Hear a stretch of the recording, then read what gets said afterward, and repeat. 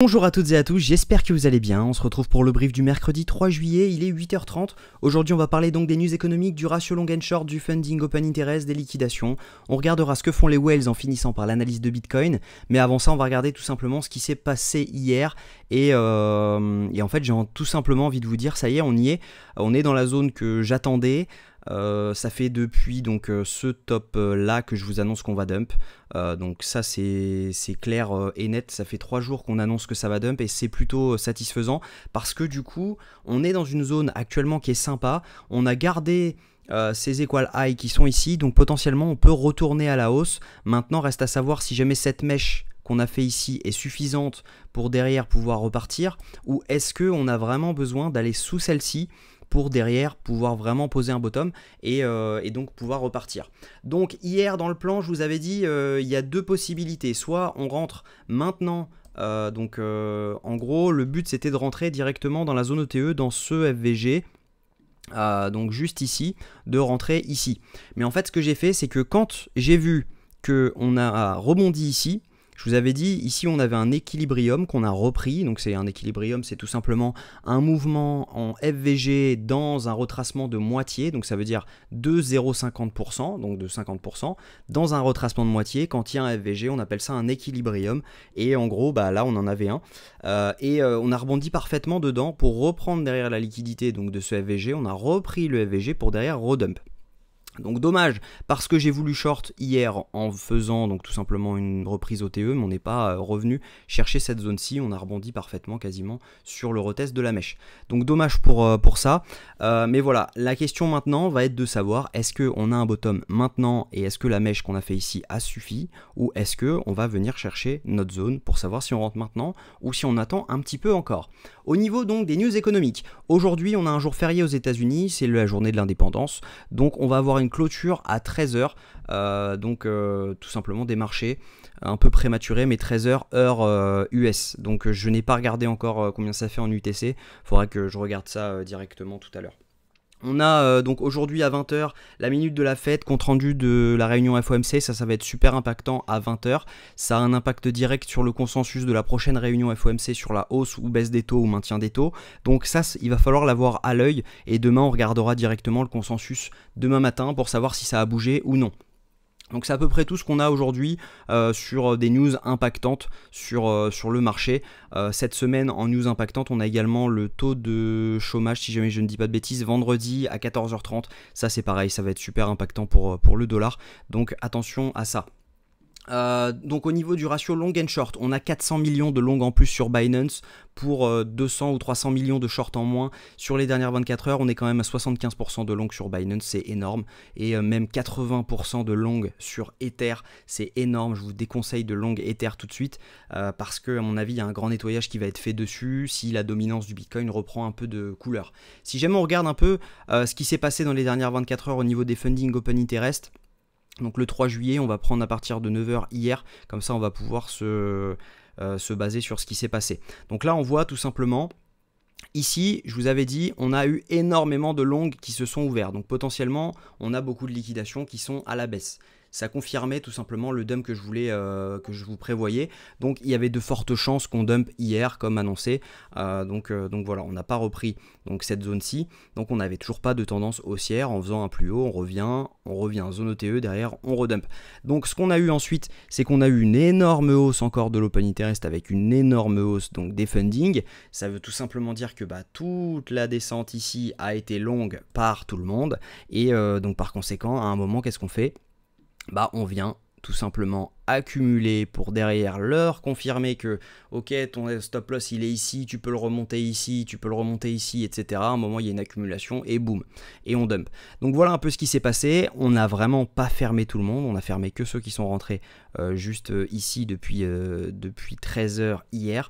On en a encore à venir fermer, donc pour moi il y a de fortes chances quand même qu'on continue notre descente au minimum donc sous cet équal low qu'on a juste là, on le voit. On a pas mal de... Alors non, on a fait la mèche, autant pour moi, c'est celui-ci. c'est parce que je suis en 5 minutes, donc c'est celui-ci. Là on a vraiment une zone de liquidité également qui est dans la zone OTE, donc c'est probable de venir les chercher. Donc là on a actuellement beaucoup de longues, mais aux dernières nouvelles on a du short qui s'est ouvert.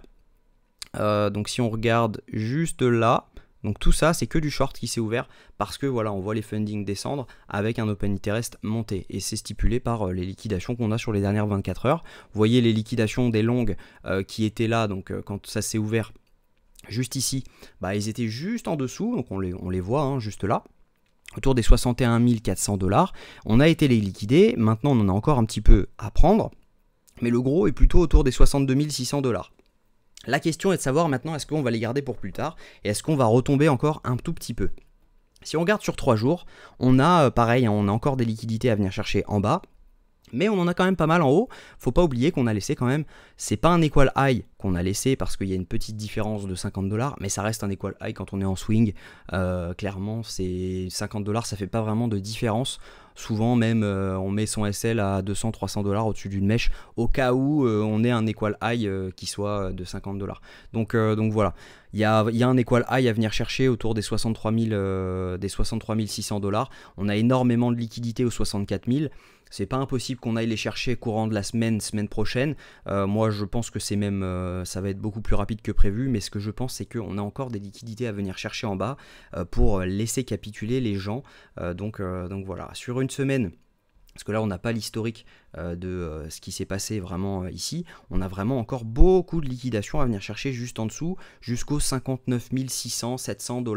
Donc il y a de grandes chances à mon avis que bah, on ait ce dump, et je pense même qu'on va pouvoir déplacer notre entrée et ne pas la laisser là où elle est actuellement. Si on regarde ce que font les whales et les retails et les micro whales, les micro-whales, pour rappel, c'est eux qui dominent le marché, hein. Vraiment c'est des mouvements assez énormes. Quand on compare les whales, mouvements de plus de 10 millions de dollars, on est sur 259 millions, et les micro-whales entre 0 et entre 100 000 et 1 million de dollars, on est sur des mouvements de 4,86 milliards, donc c'est énorme. Actuellement, bon bah voilà, elles vendent, hein. On le voit, elles ont vendu ce mouvement-là, c'est elles qui ont dump le marché parce que eux, les retails, bah, ils ont racheté le move. Les whales, elles également, elles ont racheté, à un moment elles ont vendu sur ce mouvement, et là elles ne font plus rien. Donc on va voir si jamais ça commence à accumuler, on voit qu'on a une petite reprise. Maintenant on va voir si jamais ça continue à faire ça ou si jamais on commence à break. Donc voilà, on peut pas poser d'alerte là-dessus malheureusement, mais voilà.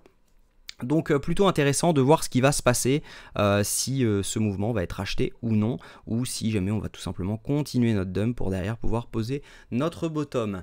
Donc techniquement, ce qui est pas mal actuellement, c'est qu'on a repris ce FVG, on est toujours dans la zone OTE donc de ce mouvement, même si on a méché en dessous. Si jamais on se met en 1 heure, normalement on n'a pas validé de bougie sous ce plus bas, donc on n'a pas de choche. Donc logiquement, hein, tout simplement, c'est normalement toujours haussier. Donc ce qui serait cool, c'est qu'on valide donc un plus bas comme ça, juste sous forme de mèche. Derrière, on repart et on peut repartir. Donc non pas en equal low comme ça, donc j'ai dit une bêtise, là ça serait vraiment pas bon de faire ça. Ce qui serait cool, c'est de faire quelque chose comme ça, on revient taper ce FVG donc entre les 59 900 et les 59 600, et derrière on repart à la hausse complètement directement. Ça pourrait être vraiment extraordinaire parce que du coup ça nous donnerait un risque reward plutôt pas mal si on pouvait venir chercher ça. Donc le top du top, je pense, c'est ce que je vais faire, c'est que je vais me mettre 0,5% en entrée à 60 375 parce que je ne veux pas rater ce pump, quitte à avoir une moins bonne entrée, je ne veux pas le rater parce que potentiellement c'est le bottom, et je vais mettre une autre entrée de 0,5% autour des 59 850 $ pour tout simplement lisser mon prix, et ça devrait me donner une entrée autour des 60 100, 60 050 $, et derrière ça pourrait donner donc un risk reward si jamais on venait chercher les 67 000 $ de 6, ce qui serait vraiment pas mal parce que du coup on avait prévu 2 entrées, celle-ci potentiellement va se faire SL, donc on n'est pas dedans pour rappel, hein, mais voilà, on se serait fait SL je pense, donc clairement plutôt pas mal d'avoir retiré cet ordre au dernier moment. Et puis normalement ça devrait bien se passer ce trade. J'espère juste qu'on se fera pas front run parce que je commence à en avoir marre des front run. Donc voilà, je vais analyser également les alts et je donnerai tous mes calls sur le Discord directement. Donc ça, à mon avis il va y avoir plusieurs calls aujourd'hui si jamais on avait ce dump. Par contre, ce qui va se passer, c'est que si jamais on ne dump pas tout de suite, je ne vais pas lancer de call parce que je vais attendre qu'on soit sur la target pour pouvoir en balancer. Parce que je ne sais pas vraiment, enfin, il n'y a pas moyen de savoir l'amplitude du mouvement baissier qu'on aura sur les alts si vraiment on commence à dump. Parce que vous voyez, il y a le Tao hier qui a pris une énorme claque.